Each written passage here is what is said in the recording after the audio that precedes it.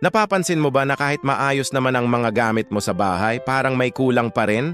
Yung tipong maganda naman yung sofa, malinis naman yung sahig, pero bakit parang hindi pa rin achieve yung dream home na nakikita mo sa Pinterest? Baka hindi sa gamit ang problema, baka nasa ilaw yan. Tama, sa simpleng lighting tricks, pwede mong gawing Pinterest level ang bahay mo, kahit hindi mamahalin ang mga gamit. Ang problema kasi sa karamihan ng mga bahay dito sa Pilipinas, iisa lang ang lighting source. Kadalasan, isang bumbilya lang sa gitna ng kisame. Walang ambience, walang layers, walang drama. Kaya ang resulta, kahit bago pa ang furniture mo, mukha pa ring madilim, malamig, at walang dating ang bahay. Ang hindi alam ng marami, ang lighting ay hindi lang basta pampaliwanag. Ang lighting ay para sa mood, para sa atmosphere, at isa itong napaka-importanteng element ng interior design. Hindi ito dapat tinitipid o binabalewala. Kaya naman, narito ang mga smart Pinoy lighting design tricks na budget-friendly pero ang resulta, pang-magazine at sobrang classy. Ang unang sikreto ay ang layered lighting. Isipin mo ang ilaw sa bahay mo na parang cake, may 3 layer. Una, ang ambient lighting. Ito yung general light mo, yung bumbilya sa gitna ng kisame. Ito ang nagbibigay ng overall na liwanag sa buong kwarto. Pangalawa, ang task lighting. Ito yung mga ilaw na nakatutok sa isang specific na gawain. Halimbawa, desk lamp sa study area mo o ilaw sa ilalim ng kitchen cabinet para makita mo ng maayos ang hinihiwa mo. Pangatlo at ito ang pinaka nakaka-level up sa lahat ay ang accent lighting. Ito yung mga ilaw na nagha-highlight ng magagandang feature sa bahay mo, tulad ng isang painting, isang indoor plant, o kahit isang textured na pader.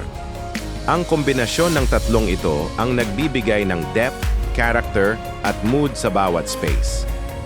Ngayon, pag-usapan natin ang kulay ng bumbilya. Simple lang to pero malaki ang epekto.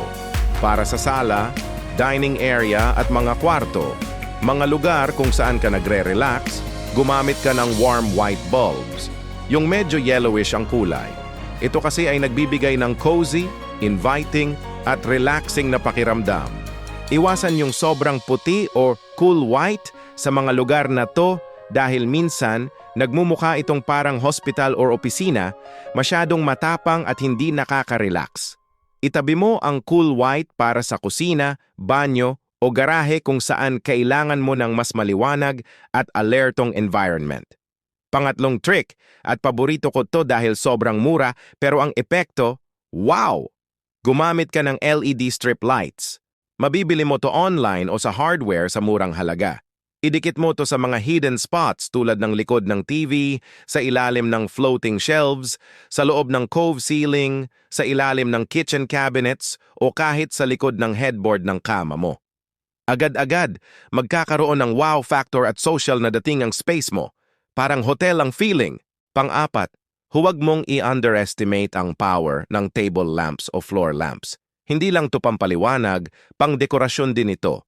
Maglagay ka sa side table sa tabi ng sofa, sa isang sulok ng kwarto, o sa console table sa entryway mo. Bukod sa nagiging design element ito, nakakatulong din ito para magkaroon ng soft, warm glow sa gabi, perfect para sa movie nights o kapag gusto mo lang mag-relax. Kung kulang ka sa space sa sahig o mesa, pwede kang gumamit ng wall sconces. Ang ganda nitong ilagay sa magkabilang gilid ng kama o ng salamin. At ang huling trick, lalo na para sa dining area o kitchen island, ay ang paggamit ng pendant lights. Ito yung mga ilaw na nakabitin mula sa kisame. Nagbibigay ito ng focus sa area at nagsisilbi itong parang jewelry ng kwarto mo. Pwede ka ring gumamit ng track lights na pwede mong i-adjust at itutok sa iba't ibang direksyon para ma-highlight ang mga specific na area. Tandaan, ang sikreto ay hindi sa dami ng mamahaling gamit o sa laki ng bahay. Madalas, nasa tamang pwesto, tamang kulay at tamang layering lang yan ng ilaw. Subukan mo ang mga tricks na to at magugulat ka sa transformation ng bahay mo. Salamat sa panonood! Sana ay nakatulong ang mga tips na to para mas mapaganda pa ninyo ang inyong mga tahanan. Kung nagustuhan nyo ang video na ito, please don't forget to like, share, and subscribe sa ating channel. Pakihit na rin ang notification bell para updated kayo sa mga susunod pa nating home improvement tips. Sa Day 176, may bago na naman tayong pag-uusapan. Ituturo ko naman ang outdoor lighting design hacks para kahit sa gabi, mukha pa ring elegant, inviting, at higit sa lahat, secure ang labas ng bahay mo. Hanggang sa muli,